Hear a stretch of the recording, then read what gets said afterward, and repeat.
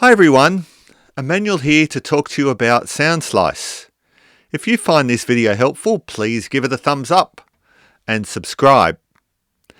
So I started using Soundslice a couple of years ago and I found it a great help in learning music. I'm a guitarist, but a musician of any kind would get benefits from using the program. So Soundslice is a website. You can create an account for free, and under their free monthly plan, you can upload a couple of pieces of sheet music every month. Once you've uploaded it, you can play it back, slow sections down or loop tricky sections. But a favourite thing that I like to do is to sync it with a YouTube performance that I really like. Enough talk. Let's dive in and actually see how it works in practice.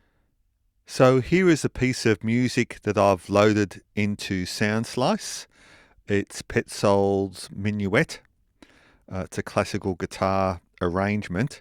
So at the bottom here, I can choose what speed I want it to play back. I can choose video or synthesizer. We'll just start with synthesizer. And I'll click play and let you have a little listen.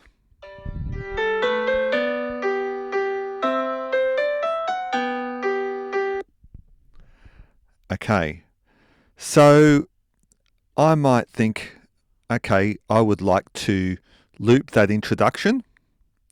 So I click on the loop button at the bottom, and then I go up and I can drag and decide how much of it that I would like to loop. Think, okay, I just want to loop the first 4 bars. Then I come down and I hit play.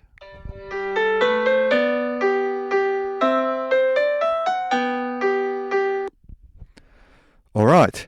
Now, as I mentioned earlier, I like to sync my music with a YouTube performance that I like.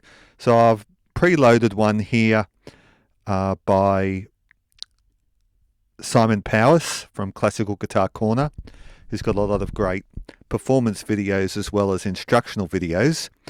And this is a performance of him playing this piece, and I've synced this music to his performance. So now when I play it back, I will hear Simon playing it rather than the synthesizer.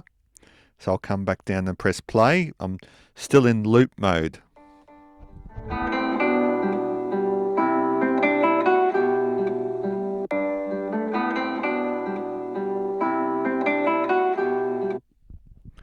Okay, there's a very, very little taster.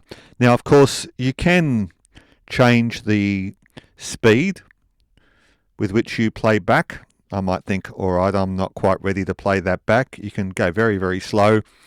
Or, I'm going to choose 80%. Of course, you do lose a bit of quality when you're playing back a YouTube video.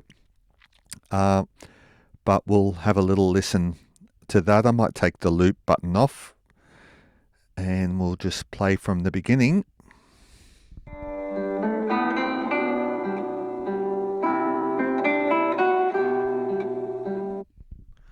Yeah, so you can see the video quality, the sound quality is still pretty good. It's not great. I'm just recording this through my microphone, so we're not hearing as good a quality as you'd normally hear from the YouTube being played back. But it's pretty good. Now, something that I like to do if I'm working on a piece, you'll see down on the bottom right hand of the screen, there's a metronome. You can click so that you have the metronome going. That's more for using with the synthesizer. But I like to do a count in for at least 1 bar. So if I'm going back to the beginning and I'm going to work on it, particularly if I'm going to loop, let's say we're just going to loop a couple of bars, I want to have time to get ready. So let's play it with the count in.